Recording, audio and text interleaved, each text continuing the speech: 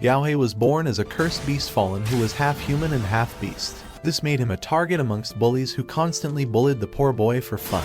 As Yaohei grew up, his kind started being hunted for their rare bodies. Yaohei's parents sacrificed their lives to protect him, which turned him into an angry war beast bent on killing hunters. But before any of this, a long time ago, witches and the church fought a great war in which the witches were defeated and the church started to hunt down the remaining witches in the name of God. Amongst those witches was Sorna, a mooncaller witch beloved by the masses. The church crucified her and burned her on the stake for the crimes of spreading plagues across the lands. This gave birth to the golden flames, the fiery sparks which where everyone yearned to master the art of sorcery. However, amongst the craze for the art of sorcery, the world started to forget about an ancient art known as magic. Back to the present, a few witches are shackled to the stakes as the masses call for their deaths. The church's bishop orders the righteous servants to ignite the flame.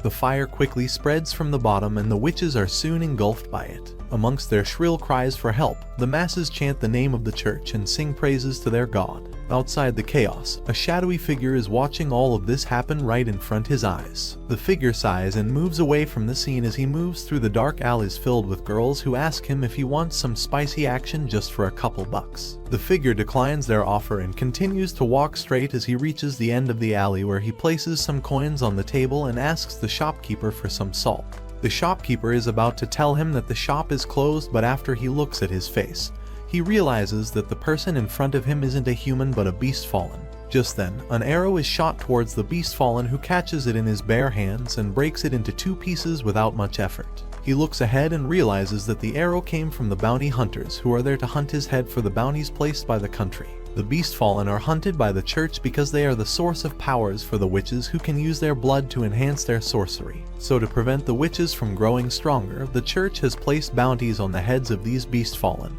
who are half human and half beasts. The beast fallen doesn't engage with them and quickly escapes in order to not draw that much attention towards himself. He soon arrives at the forest outside of the city, where he meets an old man who recognizes him as the black beast, which is quite ironic because his fur is snow white. The beast fallen denies the allegations, so the old man doesn't press and hands him over two of his hunts for some coins. Later at night, the same beast fallen is running like a stray dog as a witch chases after him. The witch uses magic to summon a bow out of thin air and shoots at the beast fallen, who barely manages to dodge it. While cursing his terrible luck for always running into the witches, the poor beast fallen continues to run as he moves left and right to dodge the magic arrows. Unfortunately, one of the arrows strikes the ground, which causes it to break, making the beast fallen fall down into the deep forest below the cliff. Meanwhile, a young woman is sitting amongst the woods preparing a soup for herself